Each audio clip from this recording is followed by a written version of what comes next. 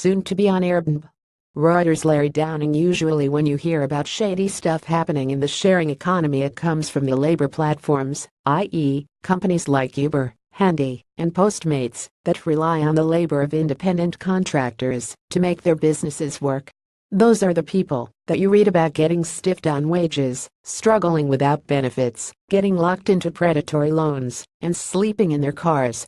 Shady stuff still happens on capital platforms like Airbnb, but it tends to have more to do with local regulations than individual exploitation, and questionable lending arrangements usually don't come into the picture.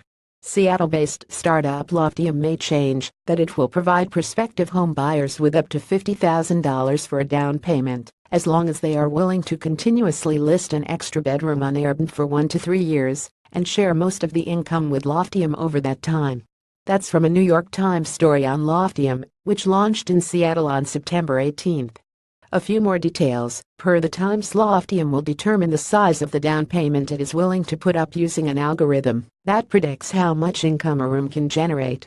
Loftium will collect roughly 2/3 of the money its hosts earn through Airbnb. Those homeowners are expected to list their spaces on Airbnb all year round, except for 8 free-buy days. Hosts can also cancel up to 3 guests per year if they feel uncomfortable about the person of 4th sketchy guest, and you're apparently out of luck. Loftium doesn't assume homeowners will actually hit 100% occupancy for their listing, founder and CEO Yifan Zhang told Quartz.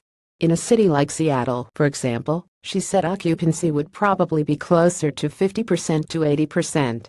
Loftium also plans to be listed as a co-host on each property so that it can maintain certain standards of hosting and request improvements to listings. If a homeowner who's received a down payment decides they want to stop renting out their home before the contract ends, they must pay their share of the night's remaining plus 15% of that amount within a week, or else Loftium can put a second lien on the house behind the mortgage lender. Loftium has raised $2.5 million in funding led by venture capital firm DFJ. It has separately received financing for 100 down payments of up to $50,000 each, a total of $5 million, from a single institutional debt investor, Zhang told Quartz. She declined to disclose the name of the debt investor. Loftium has received federal regulatory approval to make its first 50 down payments in Seattle, and from their plans to expand to other cities with Airbnb-friendly regulations. Obviously, we have a huge incentive to launch in the right cities because we're the ones holding that risk, Zhang said, adding that while Loftium has spoken with Airbnb, it's not an official partner. Millennial homeownership in the U.S. is at a record low, and mortgage lenders are trying all sorts of weird things to coax the student debt-burdened generation back into the market. They've tested avocado toast and now are selling the shared lifestyle. At first, this manifested in dorm-like accommodations that could be rented month to month, such as the residential well of buildings that shared offices company WeWork has opened in New York and Crystal City, Virginia. Loftium takes it one step further, to use startup lingo, advertising cohabitation as a feature, not a bug. A lot of people who like this idea are already living with their roommates or their parents, so this is a better situation for them, Zhang told the Times. That is one way to frame it, though the arrangement also seems uncomfortably close to serfdom. Zhang told Quartz the arrangement is not for everyone.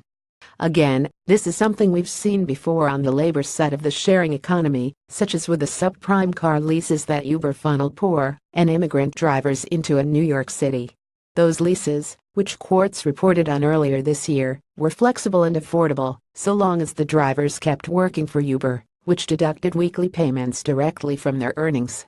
Drivers could also take days off, but if they fell too far behind, they risked their car being repossessed. Loftium might also want to pay even closer attention to local home-sharing regulations. In its hometown of Seattle, the city council is looking at making home-sharing hosts pay $10 a night for every night they rent.